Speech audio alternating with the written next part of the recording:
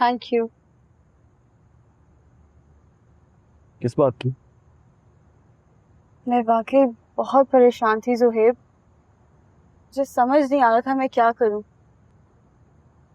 अगर आप मुझे नानों के पास ना लेकर आते तो पता नहीं क्या हो जाता। शायद मेरा दिल ही बंद हो जाता। मैं ऐसे होने नहीं दूंगा।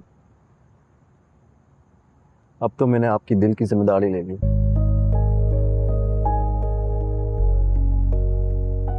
आप अपनी नानी से बहुत प्यार करते हैं ना? हाँ, मेरा मेरा सब कुछ मेरी नानो ही तो है। वही तो हैं जिनकी जिनकी वजह से मैं जिंदा हूँ। सही कह रही हो। कुछ रिश्ते बहुत अनमोल और कीमती होते हैं। उनके होने से हमें एहसास होता है कि हम जिंदा हैं। वैसे शुक्रिया तो मुझे करना चाहिए। वो किस लिए? आपने मेरा गिफ्ट एक्सेप्ट कर लिया। वो तो आप कर चुके हैं। वो थैंक यू तो मेरी मोहब्बत के लिए था। अब मैं थैंक यू कर रहा हूँ ईयरिंग्स के लिए। आप तो बिल्कुल पागल हैं। अब चलें, हमें लेट हो रही है, सब इंतजार कर रहे होंगे। अजीब तमाशा लगा रखा है इस लड़की ने। अगर कुछ काम था तो मुझे या समीना को कह देती। ज़ुहैब को ले जाने की क्या जरूरत थी? बहन का निकाह है और पता नहीं ज़ुहैब कहाँ चला गया हादिया के साथ। भाभी जान, मैं हादिया को कॉल कर रहा हूँ, आप परेशान मत हो प्लीज। कोई जरूरत नहीं है। सारा की बात हुई है, थोड़ी देर में आ रहे हैं। शौकत, ये सब कुछ तुम्हारी वजह से हुआ है। अरे ऐसी भी क्या हमदर्दी कि दोस्त की बेटी को तुम घर लाकर बैठा दिया। बाबा क्या बात है, इतनी देर क्यों लग रही है? और ये ज़ुहैब कहाँ है? काजी साहब वेट कर रहे हैं। ज़ुहैब आ जाएगा, तुम जाके स्टेज पे बैठो, जाओ। जाओ, आ रहे हैं।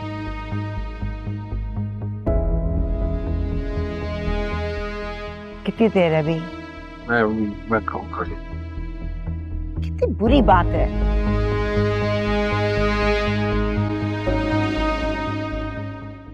अम्मी आप दादी से बात करें, हमें भी उस शादी में जाना है।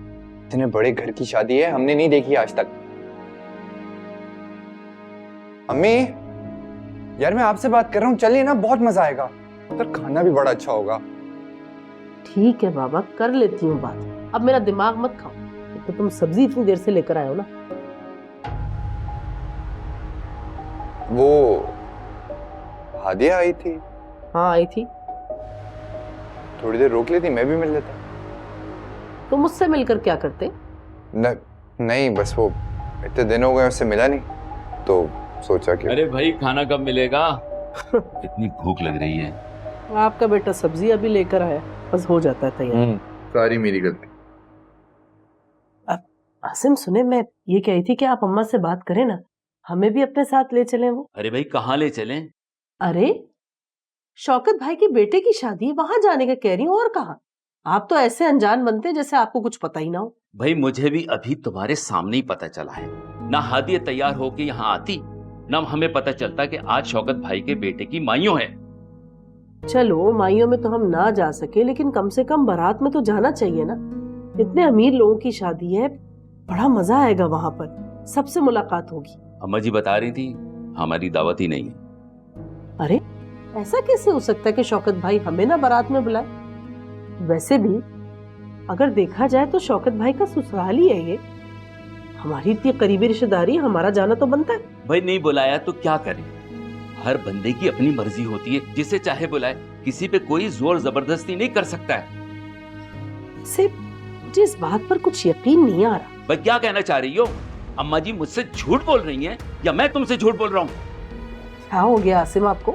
मैंने तो जरा सी बात की थी, आप तो एकदम गुस्सा ही कर गए। तुम इसी तरह की बातें करती हो। खाना ना मिले ना तो गुस्सा नाक पे रखा होता है। मना रही हूँ भाई।